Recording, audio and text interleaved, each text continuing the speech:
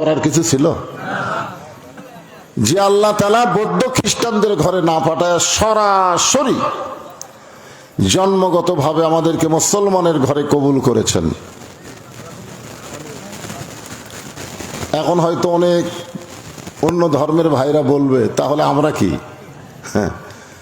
ধর্মের মালিককে সে আল্লাহ যদি বলেন ওয়ামান ইয়াবতাগি গায়রাল ইসলাম দীনান ফালাই ইউকবালা মিনহু, এই আয়াতের অর্থ হলো ইসলাম ছাড়া অন্য কোন ধর্ম কেউ যদি গ্রহণ করে আল্লাহ বলেছেন সেইটা কবুল করা হবে না।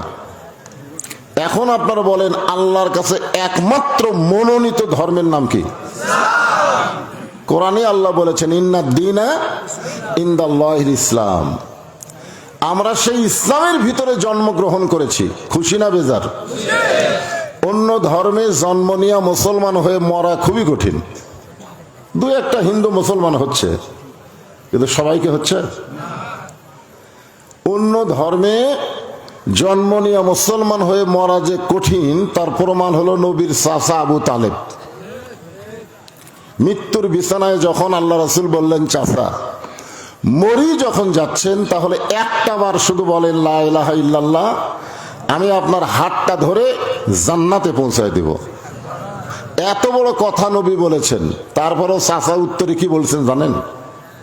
যে মরি যখন যাচ্ছে বাবা, বাপ দাদার ধর্ম ছাড়বো না। যাই যে ধর্মে জন্ম নেয় মনে করে তার ধর্মে আসল। হিন্দু বলেন, বৌদ্ধ বলেন, খ্রিস্টান বলেন, যে যে ধর্মের মধ্যে জন্ম নেয় সেই ধর্মকে আসল ধর্ম মনে করে। আসলে কি এইগুলো ধর্ম আসল? এইগুলো ধর্ম কি? ভুয়া। এইগুলো ধর্ম কি? আরো জোরে বলেন। বাংলাদেশে ভুয়া ভুয়া একটা শব্দ আছে না নাই? হ্যাঁ, এই হিরো আলম যখন বইমেলায় গেল তখন সবাই ভুয়া ভুয়া করলো। মোস্তাক আহমদ, মোস্তাক বুড়া বয়সে এক চিংড়ি বিয়ে করছে, তোর এখন ঠিক কিনা? আমি মোস্তাককে বলেছিলাম যে মোস্তাক সাহেব, আপনি একটা চিংড়ি বিয়ে করলেন, যুবতী বিয়ে করলেন বুড়া বয়সে, যদি বউটাকে বোরকার মধ্যে রাখতেন তাহলে আপনার কোনো সমালোচনা হতো না। জোরে কোন ঠিক কিনা?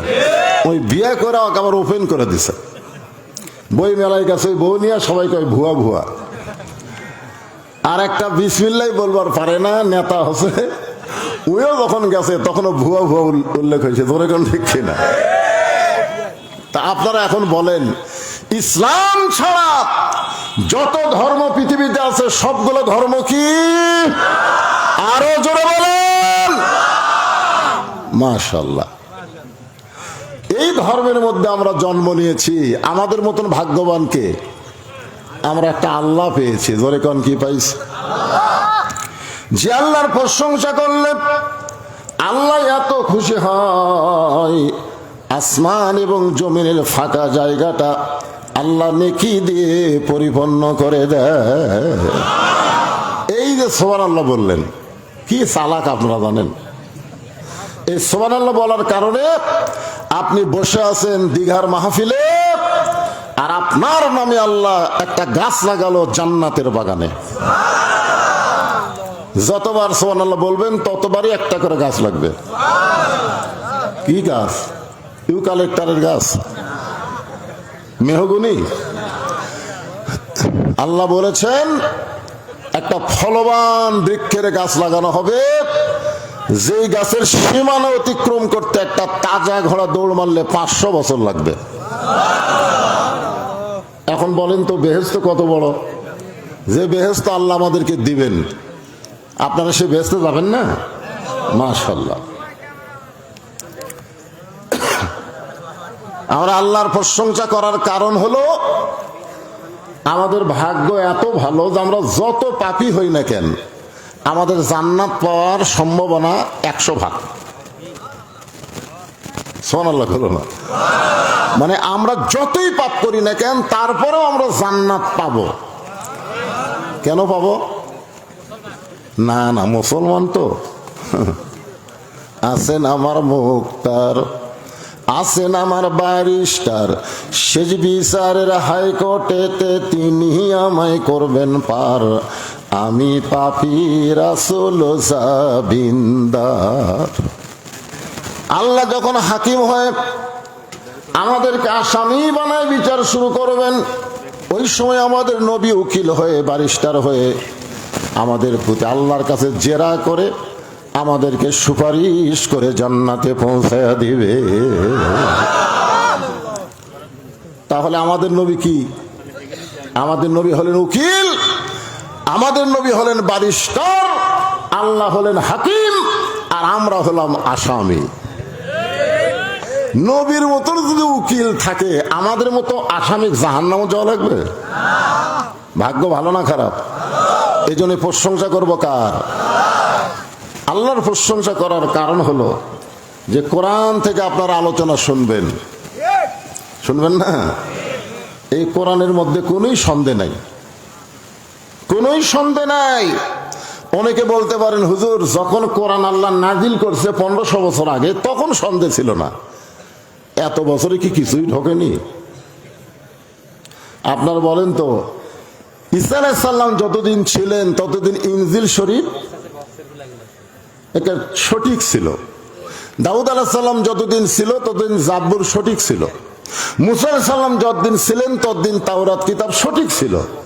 কিন্তু ওই নবীরা বিদায় নেওয়ার পরে নবীর উম্মতেরাই কিতাবের মধ্যে ইচ্ছা মতো ঢুকাছে, ইচ্ছা মতো বাদ দিচ্ছে। কিন্তু আমাদের নবী দুনিয়া থেকে বিদায় নেওয়ার পরে এই কোরআন শরীফের ভিতরে নবীর কোন উম্মতেরা কম বেশি করতে পারছে? কেন পারে নাই? না, এখানে আল্লাহ বলেন, ইন্না নাহনু নাযালনা যিকরা ওয়া ইন্না লাহু লাহাফিজুন। আল্লাহু আকবার সবাই বলতে পারবে না তো। বাংলাদেশে অনেক বড় বড় দল আছে, দেখবেন ওই দলে বহু স্লোগান আছে, কিন্তু আল্লাহু আকবার স্লোগান নাই। আছে? যদি কেউ দেয় ঘাট ধরে বাইর করে দিবি, হামাকের দল তো আল্লাহু আকবার নাই রে। আপনারা কি সেই দলের মানুষ নাকি? কোরআনের তেলাওয়াত শুনে ঈমান বৃদ্ধি পায়, এ কথা আমার না আল্লাহর।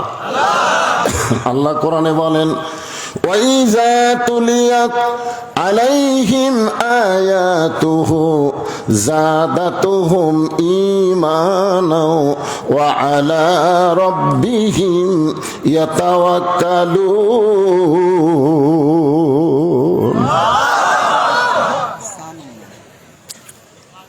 এইবার বোঝা গেল আলহামদুলিল্লাহ। সেই কোরআন শরীফ থেকে আমি একটা আয়াত আপনাদের সামনে আজকে আলোচনা করব।